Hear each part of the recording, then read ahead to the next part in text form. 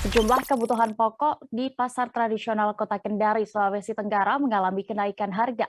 Hal ini diketahui biasa terjadi menjelang Hari Raya Lebaran atau Idul Fitri.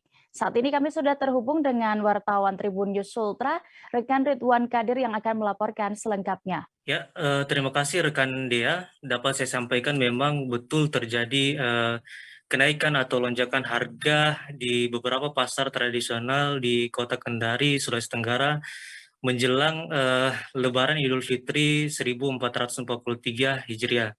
Namun dapat saya sampaikan pula bahwa kenaikan atau lonjakan tersebut itu tidak begitu signifikan karena memang barang kebutuhan pokok yang ada di Kota Kendari itu terbilang aman dan juga tercukupi. Beberapa pantauan di pasar tradisional diambil rata-rata harga kebutuhan pokok, yaitu misalnya seperti satu rak telur itu dibanderol dengan harga 42.000, yang sebelumnya harganya 40.000.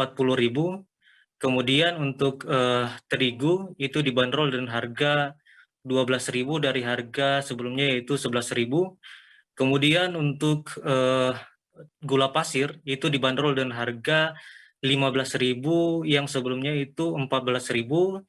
Kemudian ada bawang putih dan bawang merah itu harganya sama, dibanderol dengan harga 40.000 dari harga sebelumnya yaitu 38.000.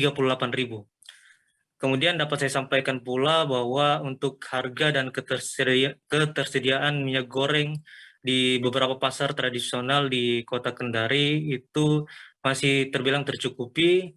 Untuk harganya sendiri yaitu untuk ukuran 1 liter dibanderol dengan harga 30.000.